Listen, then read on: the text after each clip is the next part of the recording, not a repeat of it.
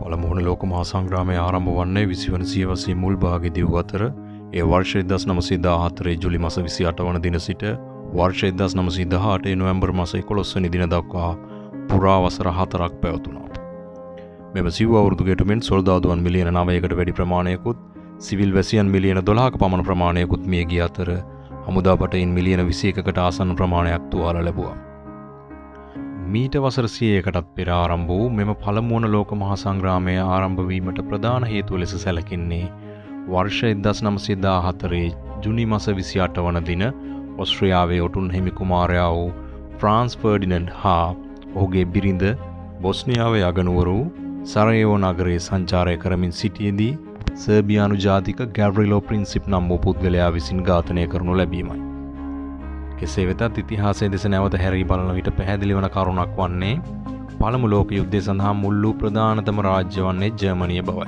මෙකල යුරෝපය තුල සිටි ප්‍රධානම රාජ්‍යයන් තුල පිල්බෙදීමක් දක්නට ලැබුණා. ඒ මධ්‍ය බලවතුන් හා මිත්‍ර බලවතුන් ලෙසයි. මධ්‍ය බලවතුන් ලෙස ජර්මනිය, ඔස්ට්‍රෝ-හංගේරියාව, බල්ගේරියාව හා තුර්කිය යන රටවල් එක්ව සිටි අතර මිත්‍ර බලවතුන් ලෙස බ්‍රිතාන්‍ය, ප්‍රංශය, රුසියාව, ඉතාලිය, රුමේනියාව සහ ග්‍රීසිය යන රටවල් එක්ව සිටියා. මේ අනුව ෆ්‍රාන්ස් ෆර්ඩිනන්ඩ් කුමරුගේ ඝාතනයට එරෙහිව වර්ෂ 1914 ජූලි මාස 28 වන දින ඔස්ට්‍රියාව සර්බියාවට විරුද්ධව යුද ප්‍රකාශ කරනවා. මේදී ජර්මනිය ඔස්ට්‍රියාවට මිතුරු රාජ්‍යයක් වූ නිසා ජර්මානු අධිරාජ්‍යය වූ දෙවනි විල්හෙම් විසින් ඔස්ට්‍රියානු රාජ්‍යයට සහාය දක්වනවා. මේ සමගම සර්බියාව විසින් රුසියාවෙන් ආධාර ඉල්ලා සිටිනවා.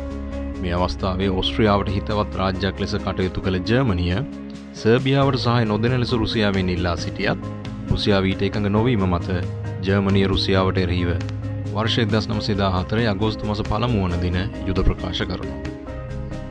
අගෝස්තු මාස 2 වෙනි දින වන විට ප්‍රංශයද රුසියාවේ සහාය සඳහා ඉදිරිපත් වෙනවා. ප්‍රංශය හා ජර්මනිය අතර අතීතයේ සිටම පැවතිය වෛරයක්. මේ හේතුව මත ජර්මනිය නැගෙනහිර දෙසින් රුසියාව සමග සටන් කරන අතරතුරම ප්‍රංශය ආක්‍රමණය සඳහා ජර්මනිය විසින් නිෂ්ක්‍රීයව සිටි රාජ්‍යයක් වූ බෙල්ජියම තුලට ඇතුල් වෙනවා.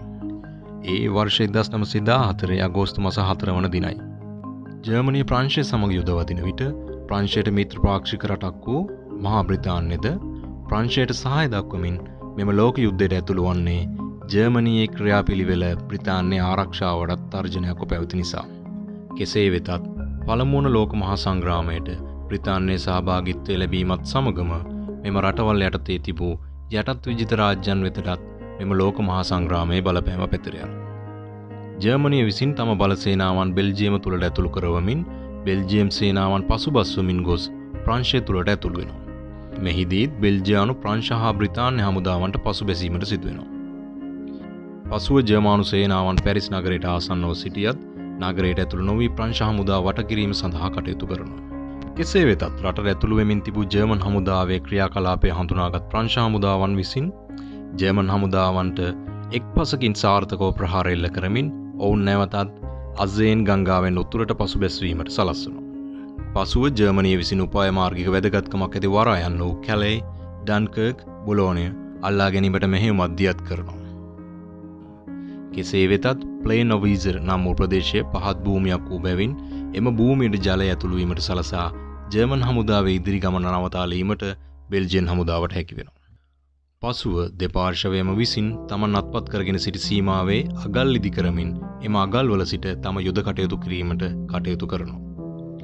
මෙම අගල් උතුරු භූදේ සිට ස්විට්සර්ලන්තය දක්වා කිලෝමීටර් 700ක් පමණ දුරකට විහිද තිබුණා.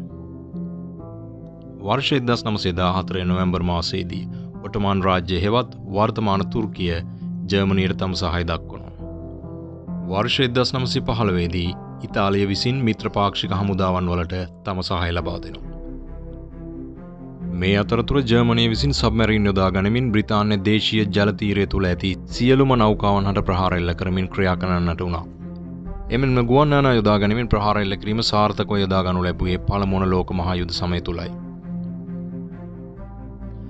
ජර්මනිය විසින් ඇමරිකානු වෙළඳ නෞකා හා අනෙකුත් ඇමරිකානු නෞකාවන් ගිල්වා දැමීම හේතුවෙන් වර්ෂ 1917 අප්‍රේල් මාස 6 වන දින ඇමරිකා එක්සත් ජනපදයේ ජර්මනියට එරෙහිව යුද ප්‍රකාශ කරනවා. වර්ෂ 1917 ඔක්තෝබර් විප්ලවයෙන් පසු රුසියාව ලෝක යුද්ධයෙන් ඉවත් වෙනවා. පසුව මිත්‍ර පාක්ෂික රටවල් දිගින් දිගට මෙල්ල කළ ප්‍රහාර නිසා එක් රටවල් මෙම ලෝක මහා සංග්‍රාමයෙන් ඉවත් වීමට පටන් ගන්නවා. වර්ෂ 1918 සැප්තැම්බර් මාස 29 වන දින බල්ගේරියාවත්, ඔක්තෝබර් මාස 31 වන දින ඔටෝමාන් රාජ්‍යයත්, නොවැම්බර් මාස 3 වන දින ඔස්ට්‍රෝ-හංගේරියානු රාජ්‍යයත් යුද්ධයෙන් ඉවත් වෙනවා. තවදුරටත් සටන් කිරීමට තරම් ශක්තියක් නැතිවන ජර්මනියේ අධිරාජ්‍ය වූ දෙවනි විල්හෙල්ම්ව රාජ්‍යත්වයෙන් ඉවත් කෙරුණු අතර වර්ෂ 1918 නොවැම්බර් මාස 11 වන දින පළමුවන ලෝක මහා සංග්‍රාමය නම් වූ මහා ඛේදවාචකය අවසානයක් දකිනවා.